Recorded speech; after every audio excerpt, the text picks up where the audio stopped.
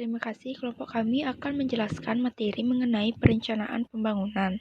Adapun kelompok kami beranggotakan 3 orang, yaitu yang pertama, Loh Enik Septiani dengan NIM 1034, Nilo Sri Diatnyani dengan NIM 1077, Desak Putu Sri Noviani dengan NIM 1114. Rumusan masalah yang akan kami bahas yaitu perencanaan pembangunan, komponen utama, tujuan, fungsi perencanaan pembangunan, jenis-jenis perencanaan pembangunan, tahapan perencanaan pembangunan, peran pemerintah dalam perencanaan pembangunan, tantangan pembangunan, dan perencanaan pembangunan pada berbagai sektor. Baik, materi pertama akan dijelaskan oleh penyaji pertama. Pengertian perencanaan pembangunan. Perencanaan pembangunan adalah cara atau teknik untuk mencapai tujuan pembangunan secara tepat, terarah, dan efisien sesuai dengan kondisi negara atau daerah bersangkutan. Selain itu, beberapa pengertian perencanaan pembangunan juga dikemukakan menurut beberapa ahli. Salah satunya, menurut Lewis W. Arthur tahun 1994, perencanaan pembangunan merupakan suatu kumpulan kebijaksanaan dan program pembangunan untuk merangsang masyarakat dan swasta untuk menggunakan sumber daya yang tersedia secara produktif. Komponen utama, tujuan, dan fungsi perencanaan pembangunan. Komponen utama dari perencanaan pembangunan adalah yang pertama, usaha pemerintah secara terencana dan sistematis untuk mengendalikan dan mengatur proses pembangunan. Kedua, mencakup periode jangka panjang, menengah, dan tahunan. Ketiga, terkait dengan variabel-variabel yang mempengaruhi pertumbuhan ekonomi dan pertumbuhan secara keseluruhan, baik secara langsung maupun tidak langsung. Keempat, memiliki suatu sasaran pembangunan yang jelas sesuai dengan keinginan masyarakat. Berdasarkan pada Undang-Undang Nomor 25 Tahun 2004 dalam rangka mendorong proses pembangunan secara terpadu dan efisien, maka perencanaan pembangunan di Indonesia mempunyai 5 tujuan dan fungsi pokok. Yang pertama, mendukung koordinasi antar pelaku pembangunan. Kedua, menjamin terciptanya integrasi, sinkronisasi, dan sinergi antar daerah, waktu dan fungsi pemerintah baik pusat maupun daerah. Ketiga, menjamin keterkaitan dan konsistensi antara perencanaan, penganggaran, pelaksanaan, dan pengawasan. Keempat, mengoptimalkan partisipasi masyarakat dalam perencanaan pembangunan. Kelima, menjamin tercapainya pembangunan sumber daya efisiensi, efektif, dan adil. Jenis-jenis perencanaan pembangunan. Menurut jangka waktunya, perencanaan pembangunan dapat dikelompokkan atas 3, yaitu perencanaan jangka panjang, di mana perencanaan untuk jangka ini biasanya mencakup jangka waktu 10-25 tahun. Kemudian yang kedua, perencanaan jangka menengah, di mana pada perencanaan jangka menengah biasanya mencakup waktu 4-5 tahun tergantung dari masa jabatan presiden atau kepala daerah. Yang ketiga yaitu perencanaan jangka pendek, di mana perencanaan jangka pendek biasanya mencakup waktu hanya 1 tahun, sehingga sering dikatakan sebagai rencana tahunan atau annual planning. Sekian yang dapat saya sampaikan, selanjutnya akan dilanjutkan oleh rekan saya.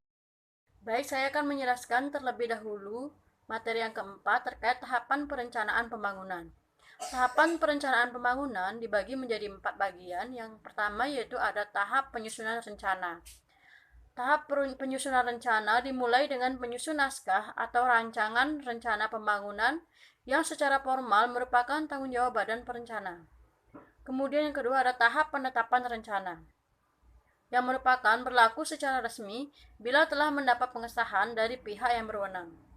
Kemudian yang ketiga yaitu ada tahap pengendalian pelaksanaan rencana.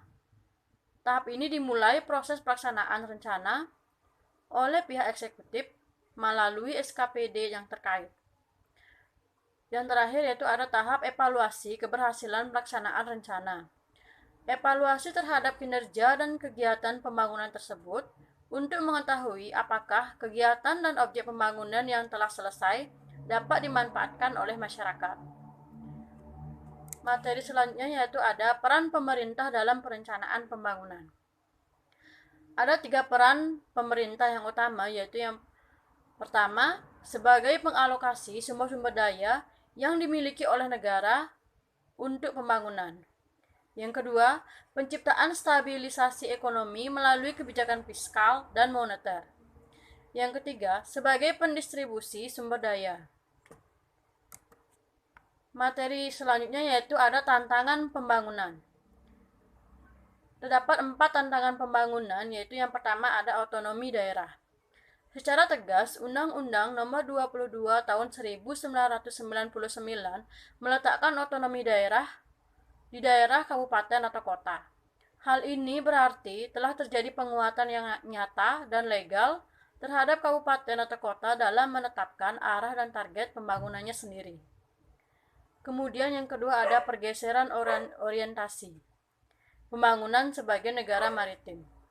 Pembangunan Indonesia ke depan merupakan suatu keunggulan sebagai negara maritim. Hal ini dikarenakan dapat diandalkan sebagai salah satu pilar ekonomi nasional. Yang ketiga ada ancaman dan peluang globalisasi.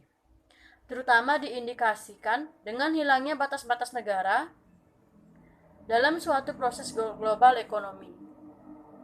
Kemudian yang keempat, kondisi objektif akibat krisis ekonomi. Terjadinya krisis ekonomi menjadi pemacu krisis multidimensi seperti krisis sosial dan krisis terhadap pemerintah. Materi selanjutnya akan dijelaskan oleh rekan saya. Terima kasih. Materi selanjutnya yaitu perencanaan pembangunan dalam berbagai sektor. Terdapat 7 sektor yang menjadi fokus dalam perencanaan pembangunan, yaitu yang pertama sektor ekonomi. Pembangunan ekonomi dalam 5 tahun ke depan diarahkan untuk dapat meningkatkan ketahanan ekonomi dan diharapkan dapat mendorong pertumbuhan yang berkualitas, yang ditunjukkan dengan keberlanjutan daya dukung sumber daya ekonomi yang dimanfaatkan untuk peningkatan kesejahteraan secara adil dan merata. Pembangunan ekonomi akan dilaksanakan melalui 2 pendekatan, yaitu yang pertama pengelolaan sumber daya ekonomi, dan yang kedua yaitu peningkatan nilai tambah ekonomi. Yang kedua yaitu mengurangi kesenjangan. Pendekatan dan strategi pengembangan wilayah tidak hanya mengenai pertumbuhan ekonomi, tetapi juga pemerataan pengembangan ke seluruh wilayah dan masyarakat dalam mewujudkan keunggulan kompetitif di berbagai wilayah. Pada tahun 2020 sampai 2024, pengembangan wilayah dilakukan melalui 2 strategi utama, yaitu strategi pertumbuhan dan pemerataan.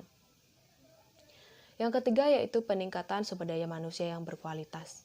Pembangunan Indonesia tahun 2020 sampai 2024 ditujukan untuk membentuk sumber daya manusia yang berkualitas dan berdaya saing, yaitu sumber daya manusia yang sehat, cerdas, adaptif, inovatif, dan terampil, serta berkarakter. Untuk mencapai tujuan tersebut, kebijakan pembangunan manusia diarahkan pada pengendalian kependudukan dan penguatan tata kelola kependudukan, pemenuhan pelayanan dasar dan perlindungan sosial, peningkatan kualitas anak, perempuan, dan pemuda, pengentasan kemiskinan, serta peningkatan produktivitas dan daya saing angkatan kerja. Yang keempat yaitu pembangunan kebudayaan. Kekayaan kebudayaan Indonesia dapat dikembangkan dan dimanfaatkan untuk memperkuat karakter dan memperteguh jati diri bangsa, meningkatkan kesejahteraan rakyat, dan mempengaruhi arah perkembangan peradaban dunia. Selain itu, melalui gerakan revolusi mental, nilai budaya dan kearifan lokal dapat memperkuat kohesi sosial, kerukunan, toleransi, gotong royong, serta kerjasama antar warga sebagai syarat utama bagi keberhasilan pembangunan nasional. Yang kelima yaitu memperkuat infrastruktur. Dalam rangka mempercepat pertumbuhan dan pemerataan ekonomi Indonesia dapat dilakukan dengan salah satu pilihan strategis yaitu pembangunan infrastruktur. Perhatian pemerintah di bidang infrastruktur pada beberapa tahun terakhir telah berkontribusi pada peningkatan kualitas infrastruktur di Indonesia. Untuk itu, pada periode 2020 sampai 2024, pembangunan infrastruktur akan diprioritaskan pada 3 fokus utama, yaitu infrastruktur untuk pemerataan pembangunan, pembangunan ekonomi, dan pembangunan perkotaan. Yang keenam yaitu sosial budaya. Struktur penduduk Indonesia di tahun 2025 diperkirakan akan ditandai dengan tingginya proporsi kelompok usia produktif, yaitu antara 174 juta sampai 180 juta jiwa. Hal ini menunjukkan bahwa momentum untuk meraih bonus demografi. Salah satu kunci perpanjangan bonus demografi adalah mewujudkan penduduk tumbuh seimbang dengan angka kelahiran total nasional sebesar 2,1 dan tingkat produktivitas lansia yang semakin panjang. Pembangunan kesejahteraan melalui penyempurnaan sistem jaminan sosial nasional atau SJSN akan terus ditingkatkan. Sistem jaminan kesehatan nasional ini diharapkan akan berkelanjutan dan mencakup seluruh penduduk. Dan yang terakhir yaitu lingkungan hidup.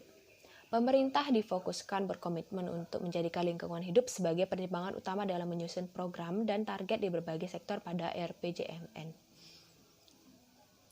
Periode 2020 sampai 2024. Berdasarkan pada hal tersebut, lingkungan yang diharapkan pada tahun 2025 adalah, yaitu yang pertama, kualitas lingkungan hidup akan meningkat sehingga optimal untuk mendukung kehidupan serta aktivitas sosial ekonomi masyarakat, ditunjukkan dengan nilai indeks kualitas lingkungan hidup nasional mencapai target 75,5 sampai 79.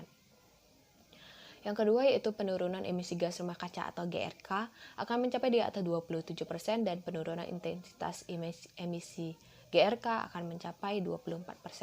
Sekian pemaparan dari materi dari saya kembalikan ke moderator. Demikian penyampaian materi dari kelompok kami. Akhir kata, kami mengucapkan terima kasih.